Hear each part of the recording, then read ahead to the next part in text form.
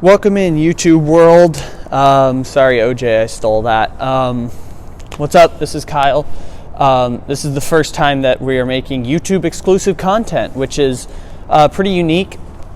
It's something that I want to do to kind of gain engagement a little bit.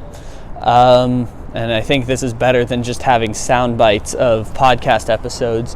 So along with the traditional podcast episode, we're also going to be producing some YouTube exclusive content, which is I'm super excited about.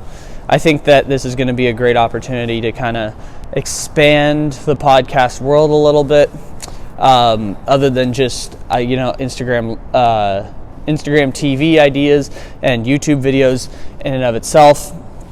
I think this is a unique opportunity to create some YouTube exclusive content, which is going to be helpful as we expand our media empire. I am very tall, which makes it very difficult to sneak into that camera a little bit. But, we're going to be perfectly okay with that. So the first thing I wanted to talk about was this case going down in Colorado right now. So there was a report yesterday that Nolan Arenado, this is not a report actually, this is an interview. Nolan Arenado is claiming that he's disconnected from the front office and the organization, yet this is not going to affect his play on the field. And just the instant I saw that, I'm like, it is.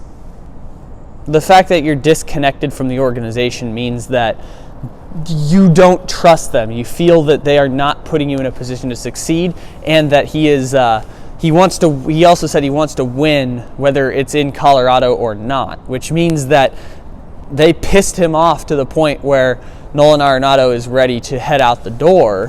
Thing is, that's going to be kind of difficult given that Nolan Arenado, his contract is so ridiculous that it's hard to move it. Teams will obviously be interested in doing it, but at what price are the Rockies willing to part with the best player the franchise has ever seen? I said going into last offseason, before Arenado got the contract extension, the Rockies are going to fall down hard this year, which means that this year the Rockies need to move Nolan Arenado to try and restart this thing, because there's no point in having the bloated contract of Arenado if you're not going to be in any position to win, and it's already hard enough for the Rockies to try and win. Arenado's not going to want to re-sign, which he then ended up re-signing, which is very confusing.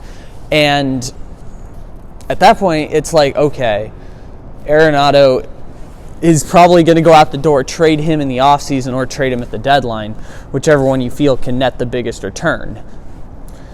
And now here we are a year later, and the obvious thing is coming to fruition. Arenado signed up for the money, and he's going to lose, but he can also get out from under his contract in 2 years. He would probably have to sacrifice long-term dollar amounts, depending on how well he plays. If he's still one of the 4 best players in the league, which he is right now, Nolan Arenado going forward is a viable option for a lot of teams, especially on a 2-year deal. These deals don't end up working out for a lot of teams. Look at what happened with Marcell Ozuna and the Cardinals. Miami got a bleep ton of prospects, including all-star Sandy Alcantara last year. Those guys can transition into big-time pieces down the road if you don't succeed. But it's not very often that a top 5 player in the league becomes available the way that Arenado is available right now. So I would say that for the Rockies, you look to try and move him like you should have done a year before, but if he's going to sign up for a long-term deal, obviously, you sign him up for a long-term deal. There's no ifs, ands, or buts about that. Teams that are interested, apparently the Cubs are aggressively pursuing. The Nationals want to replace the deal that Rendon is gone now, so the Nationals are obviously interested in replacing that. It might cost them a little too much. If they have to give up Victor Robles in any kind of deal, they may be reluctant. The Rangers make a ton of sense.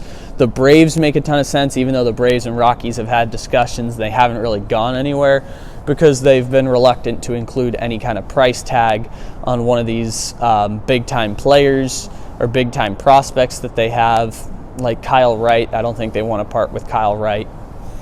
So I don't think a deal is going to get done with the Braves, but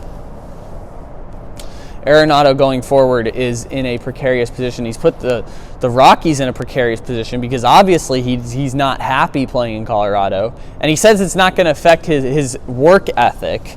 Yes, but work ethic, while work ethic is the majority, your attitude makes that much of a difference. If you're complacent in your desire to play for this team, it's going to make an impact on your outcome of playing.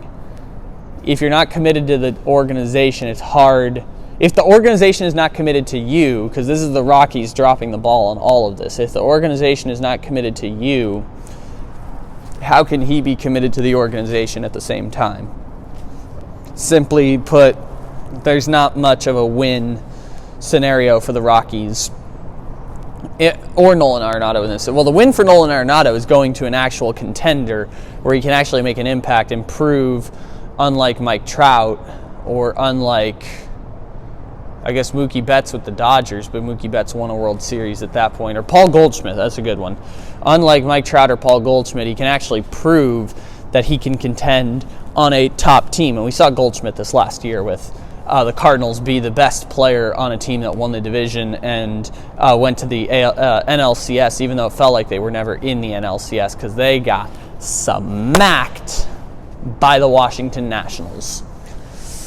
So Goldschmidt's proving his worth now on a team that can actually contend. The Rockies are far from contenders. Obviously, Brendan Rodgers is on the way up, but you look at the way they've constructed that team. Charlie Blackmon's contract, extremely bloated.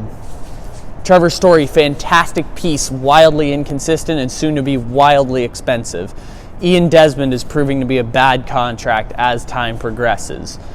Brendan Rodgers proposes a glimpse of hope in the future, but again, very young player at this point. Ryan McMahon, another great piece, but again, not a high ceiling guy, kind of a production level player. It's a player that a team like Colorado inserts in their starting lineup in the fourth or fifth spot, a team that's usually somewhere at the bottom of the standings in baseball, which the bottom is like really 10 through 20, because if you're like 1 through 10 are usually all tanking, so they're usually really bad, and then you have a team like the Rockies that won 71 games last year. They're going to end up with something like the 10 or 11 pick in the draft, but it's fairly obvious that they were trying to win and were just bad. 10 and 11 is not the same now that it used to be in baseball, where previously a team like the Rockies going forward puts themselves in a precarious position where in 2018 they were in the NLDS, and in 2019 they win 71 games. It's fairly obvious that the trend doesn't usually reverse and go back. It's usually, especially when they didn't deal with significant injuries, the trend is going backwards. I think Arenado recognizes that. I think they've created a disconnect between him and the organization by trying to trade him so aggressively, as they should do their due diligence, but don't expect him to come back and be, super happy at this point, especially when the team is no good, doesn't have any clear direction going forward. It doesn't make a ton of sense. But the fact that Arenado came out and said these things just proves in and of itself that this situation is either progressing towards an end, or it's going to end up by the trade deadline becoming a hostage situation, in which case you could absolutely see the Rockies trading him and being that big name player to swing a pennant race at the deadline, the way that the Astros did with Greinke, the way that Kansas City did with Johnny Cueto when they won a World Series, the way the Dodgers tried to with Manny Machado, and then this offseason did with Mookie Betts. It's like that big-time player that is trying to swing a pennant race in favor of the other team. Boom.